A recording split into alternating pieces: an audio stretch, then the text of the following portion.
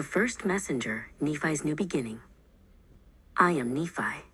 I was raised by incredible parents, not just good people, but people who made sure I learned the language of the Egyptians and the traditions of my people. I've seen the world, and I know that the wisdom I carry isn't just luck, it's a gift. My life in Jerusalem, right before everything changed, was all about preparing to record this journey. I write this because I know the Lord will always sustain those who put their faith in Him. It was a rough time. The city was on edge, rumors flying like dust devils. People were angry, judgmental, and the air felt heavy with impending disaster. My father, Lehi, was seriously worried about Jerusalem. He went out into the wilderness and prayed to the Lord with all the energy of his soul. He didn't just ask for answers, he wrestled for them. As he prayed, something shifted. He was carried away by the Spirit, completely overwhelmed. It wasn't just a feeling, it was a total immersion. He was so completely enveloped in the divine presence that his entire being shook with realization. He saw things, a magnificent blazing light that outshone the sun. Then, a vision burst forth.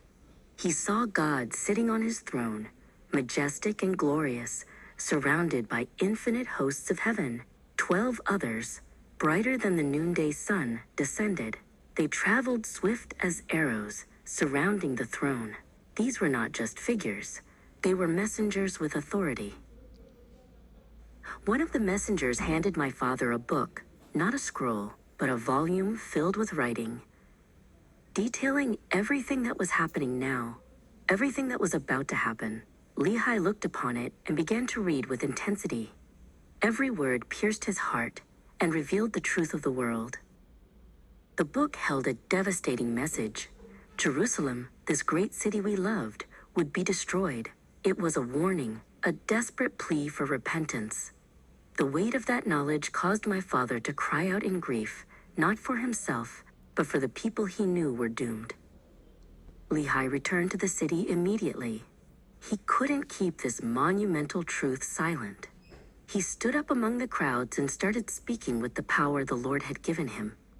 He told them everything, the majesty of God, the coming destruction, and the desperate need for them to change their ways. The response? Not gratitude, not repentance. They were furious. They mocked him, calling him a crazy visionary who had lost his mind. "This man is making up terrible things about our sacred city," they shouted. Nephi watched as their initial disbelief curdled into bitter, aggressive rage. Their anger escalated quickly into murder plots. They wanted him silenced forever, just like they had done to the prophets before him. They gathered together, making loud, terrifying plans. If he continues, we will take his life, they decided. But Lehi, strong in faith, ignored their threats.